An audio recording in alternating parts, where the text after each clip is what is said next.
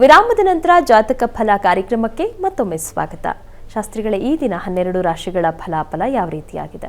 12 ರಾಶಿಗಳ ಫಲಾಫಲ ತಿಳಿಯುವ ಮುನ್ನ ಇವತ್ತಿನ ಗ್ರಹಸ್ಥಿತಿಯನ್ನು ಗಮನಿಸಿಕೊಳ್ಳೋದಾದರೆ ಮೇಷರಾಶಿಯಲ್ಲಿ ಗುರು ಇರತಕ್ಕಂಥದ್ದು, ಮಿಥುನ ರಾಶಿಯಲ್ಲಿ ಚಂದ್ರನ ಜೊತೆಗೆ ಮಾಂದಿ ಉದಯ ಆಗಿದೆ, ಕನ್ಯಾ ರಾಶಿಯಲ್ಲಿ ಕೇತು ಇರತಕ್ಕಂಥದ್ದು, ಮಕರ ರಾಶಿಯಲ್ಲಿ ಅಲ್ಲಿ ಕುಜ ಶುಕ್ರ ಬುಧರಿದ್ದಾರೆ, ಬುಧನ ಸಂಚಾರ ಪರಿವರ್ತನೆ ಇದೆ, ಕುಂಭರಾಶಿ ಪ್ರವೇಶ ಮಾಡ್ತಾನೆ.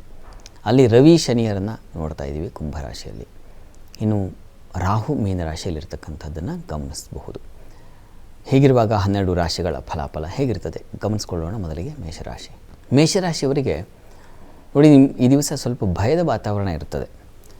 ಸ್ತ್ರೀಯರಿಗೆ ಹೆಚ್ಚಿನ ಭಯ, ಆತಂಕ, ದುಗುಡ, ಅಚಾನಕ್ಕಾಗಿ ಬರತಕ್ಕಂಥ ಸಮಸ್ಯೆಗಳನ್ನು ಎದುರಿಸೋದು ಕಷ್ಟ, ಹೀಗೆಲ್ಲ ಇದೆ. ಸ್ವಲ್ಪ ಅಂಜಿಕೆ ಸ್ವಭಾವ ಈ ದಿವಸ. ಜೊತೆಗೆ ತಾಯಿಯ ಬಂಧುಗಳ ಜೊತೆಗೆ ಮನಸ್ತಾಪಗಳು. ಬುಧ ಲಾಭದಲ್ಲಿದ್ದಾನೆ, ಅವರಿಂದ ಲಾಭ ಇರ್ತದೆ, ಲಾಭ ಬಂದ ಮೇಲೆ ಶುರುವಾಗೋದು ಸಮಸ್ಯೆ. ಹೀಗಾಗಿ ಸ್ವಲ್ಪ ಎಚ್ಚರ ಇರಲಿ. ವೃತ್ತಿಯಲ್ಲೆಲ್ಲ ಅನುಕೂಲ ಇದೆ, ಆತಂಕ ಬೇಡ. ಪ್ರಾರ್ಥನೆಗೆ ಈ ದಿವಸ ವಿಷ್ಣು ಸಹಸ್ರನಾಮ ಹೇಳ್ಕೊಳ್ಳಿ, ಅನುಕೂಲ ಆಗುತ್ತೆ. ಇನ್ನು ವೃಷಭರಾಶಿಯವರಿಗೆ ದಿವಸ ಆಹಾರ ವ್ಯತ್ಯಾಸ ಇದೆ, ನೀರಿನ ವ್ಯತ್ಯಾಸ ಮಾಡ್ಕೊಳ್ತೀರಾ, ಸ್ವಲ್ಪ ತೊಂದರೆ ಇದೆ, ಆರೋಗ್ಯದಲ್ಲಿ ವ್ಯತ್ಯಾಸ ಆಗೋ ಸಾಧ್ಯತೆ ಇದೆ, ಹುಷಾರಾಗಿರಿ, ಗಮನಿಸ್ಕೊಳ್ಳಿ.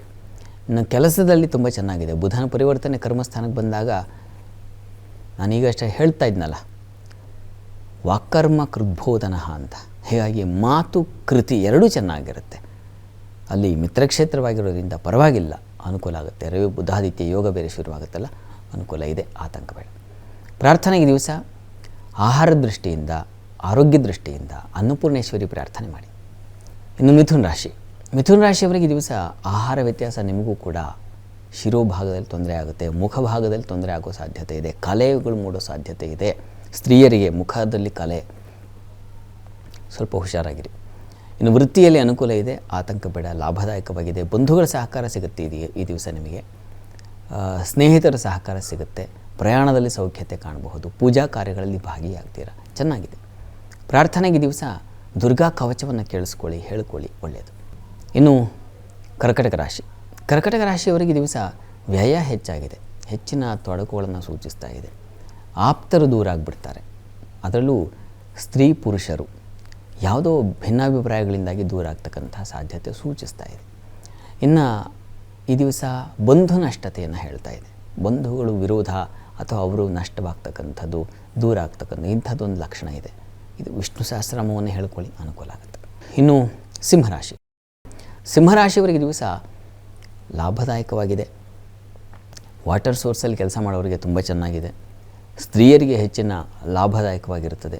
ಹಿರಿಯರಿಂದ ಪ್ರಶಂಸೆ ಸಿಗುತ್ತೆ, ಹಿರಿಯರಿಂದ ಒಳ್ಳೆಯ ಮಾರ್ಗದರ್ಶನವೂ ಸಿಗುತ್ತೆ. ವೃತ್ತಿಯಲ್ಲೂ ಹೆಚ್ಚಿನ ಅನುಕೂಲ ಕಾಣಲಿಕ್ಕೆ ಅವಕಾಶ ಇದೆ. ಬಂಧುಗಳ ಸಹಕಾರ, ಕುಟುಂಬದ ಸಹಕಾರ ತುಂಬ ಚೆನ್ನಾಗಿದೆ ಈ ದಿವಸ.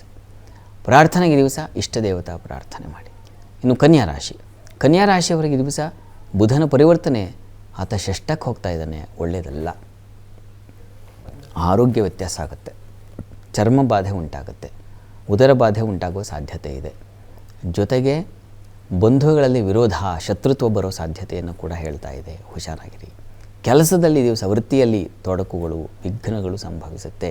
ವಿಷ್ಣು ಸಹಸ್ರನಾಮದ ಜೊತೆಗೆ ಗಣಪತಿ ಸನ್ನಿಧಾನಕ್ಕೆ ಬೆಲ್ಲ, ಅಕ್ಕಿ ಎರಡನ್ನೂ ಸಮರ್ಪಣೆ ಮಾಡಿ, ಒಳ್ಳೆಯದಾಗುತ್ತೆ. ಸರಿ ಶಾಸ್ತ್ರಿಗಳೇ, ಇನ್ನುಳಿದ ರಾಶಿಗಳ ಬಗ್ಗೆ ಮಾಹಿತಿಯನ್ನು ಕೇಳಿ ಪಡೆದುಕೊಳ್ತೀನಿ.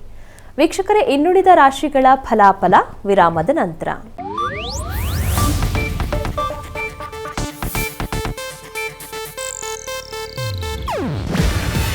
ಇದು ಏಷ್ಯಾನೆಟ್ ನ್ಯೂಸ್ ನೆಟ್ವರ್ಕ್ ಪ್ರಸ್ತುತಿ. ನೀವು ನೋಡ್ತಿದ್ದೀರಾ ಏಷ್ಯಾನೆಟ್ ಸುವರ್ಣ ನ್ಯೂಸ್.